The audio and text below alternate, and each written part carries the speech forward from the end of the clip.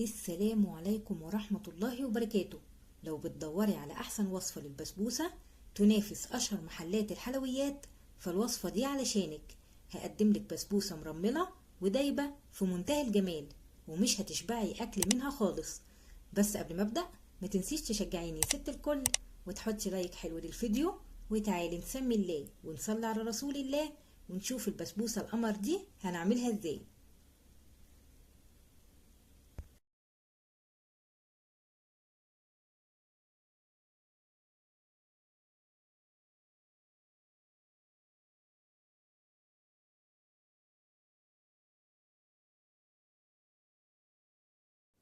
اول حاجة هحضر شربات البسبوسة. في حلة هضيف فيها كوباية ونص مية، عليهم كوباية وربع سكر وشريحتين ليمون، وهقلب من النص وهرفعه على نار متوسطة لحد لما يدوب السكر.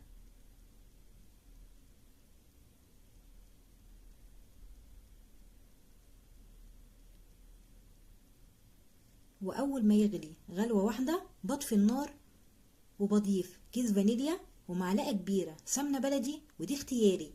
شربات البسبوسة بيكون عامل زي المية بسكر، غلوة واحدة وبطفي النار وبسيبه يبرد تماما. لعمل البسبوسة هحتاج نص كيلو دقيق سميط اللي هو دقيق البسبوسة، كوباية الا ربع سمنة سايحة، كوباية سكر، كوباية الا ربع لبن، معلقتين كبار عسل نحل ممكن تستبدليهم بمعلقتين كبار من عسل الكلوكوز او شربات تقيل، وكيس فانيليا، وثلاث معالق كبار جوز هند، ومعلقة كبيرة لبن بودر. هسيب لكم المقادير ان شاء الله مكتوبة في صندوق الوصف تحت الفيديو. تعالوا بقى نعمل البسبوسة بتركاية جديدة هتوديها في حتة تانية خالص.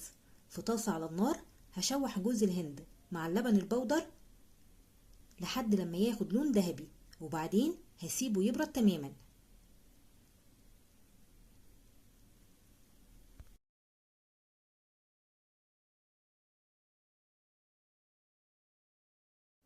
وفي حلة صغيرة على النار بضيف اللبن والسكر والفانيليا وعسل النحل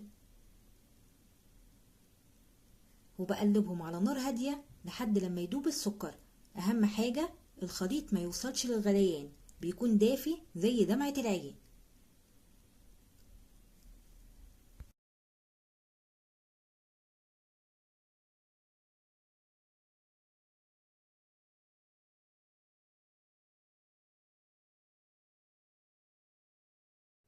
وفي بولة بخلط دقيق البسبوسة مع خليط جوز الهند واللبن البودر اللي حمصتهم على النار،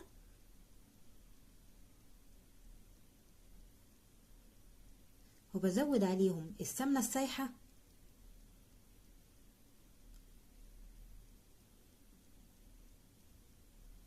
ونيجي لأهم خطوة، لازم نبس الدقيق بالسمنة كويس جدا.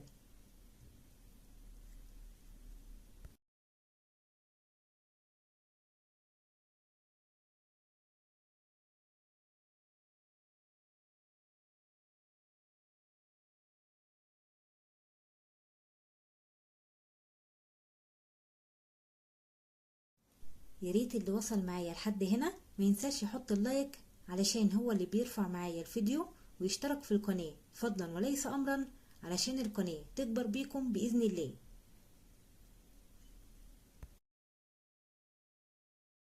وهضيف عليهم خليط الحليب تقليبة واحدة، أتأكد إن الخليط كله اندمج مع بعض.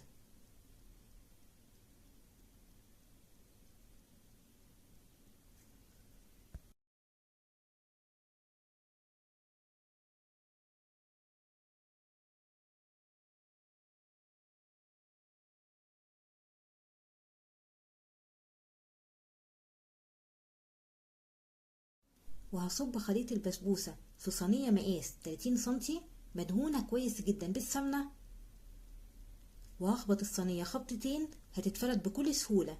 أهم حاجة سمكها ما يتعداش النص سنتي.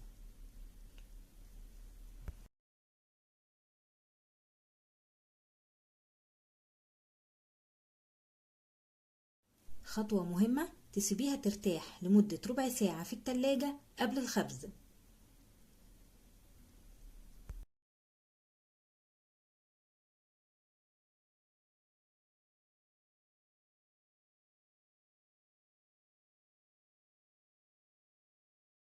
وبتدخل فرن ساخن على حرارة 200 رف أوسط. أول ما بتاخد لون ذهبي من الجوانب بقفل النار من تحت وبفتح الشواية لحد لما تتحمر وتاخد لون موحد من فوق.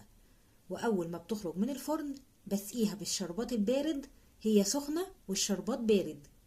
بارد يعني في حرارة المطبخ.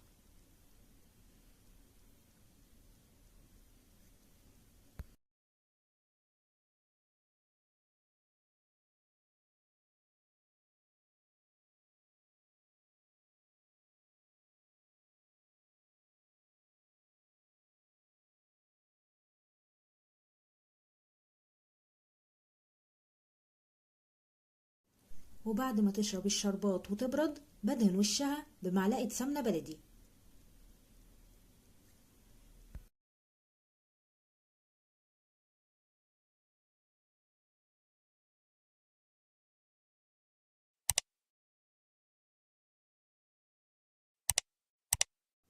شايفين الجمال والحلاوة؟ بسبوسة مرملة ودايبة جميلة جدا ما شاء الله تبارك الرحمن.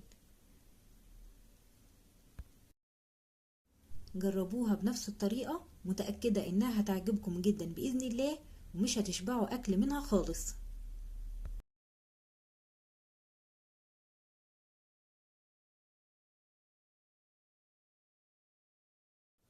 بتمنى الفيديو يكون عجبكم ونال رضاكم، وما تنسوش اللايك يا أحلى إخوات في الدنيا، واشوفكم على خير في فيديو جديد.